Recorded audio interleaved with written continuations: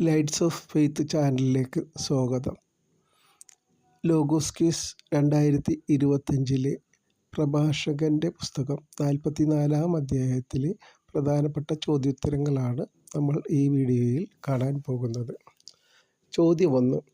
എന്തിനെക്കുറിച്ചാണ് തലമുറക്രമത്തിൽ പ്രകീർത്തിക്കാമെന്ന് പ്രഭാഷകൻ 44:1 പറയുന്നത്? ഉത്തരം: മഹത്തുക്കളുടെയും പൂർവ്വപിതാക്കന്മാരുടെയും. 2. കർത്താവ് ആദ്യം മുതൽ തന്നെ തൻ്റെ പ്രതാപവും മഹത്വവും അവർക്ക് ഓഹരിയായി നൽകി. ആർക്ക്?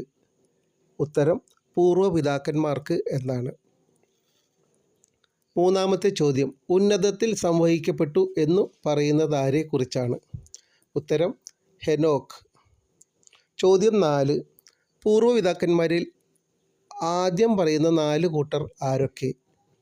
ഉത്തരം: രാജാക്കന്മാർ, ബലശാലികൾ, ജ്ഞാനത്താൽ ഉപദേശം നൽകിയവർ, പ്രവാചകന്മാർ.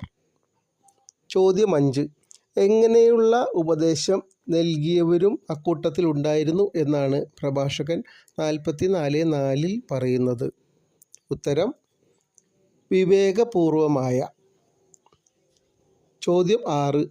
ആരെക്കുറിച്ചാണ് തികഞ്ഞ നീതിമാനായിരുന്നു എന്ന് പറയുന്നത്? ഉത്തരം: നോഹ. വിനാശത്തിൻ്റെ നാളിൽ ഒഴിവാക്കപ്പെട്ട മുളയായിരുന്നു അവൻ. ആര്? അതിൻ്റെയും ഉത്തരം നോഹ എന്ന് തന്നെയാണ്. 8. ചോദ്യം: മർത്യകുലം ജലപ്രളയത്താൽ നശിപ്പിക്കപ്പെടുകയില്ല എന്ന ഉടമ്പടി ചെയ്യപ്പെട്ടതാരുമായി? ഉത്തരം: നോഹയുമായി. ചോദ്യം 9. അനേക ജനതകളുടെ പൂർവ്വപിതാവായിരുന്നു എന്നു പറയുന്നതാരെക്കുറിച്ചാണ്? ഉത്തരം: അബ്രഹാം. 10. അവൻ അത്യുന്നതൻ്റെ നിയമം പാലിക്കുകയും അവിടുന്ന് അവനുമായി ഉടമ്പടിയിൽ ഏർപ്പെടുകയും ചെയ്തു. ആരുമായി?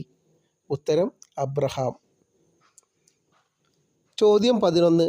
പരീക്ഷിക്കപ്പെട്ടപ്പോൾ അവൻ വിശ്വസ്തത തെളിയിച്ചു. ആര്?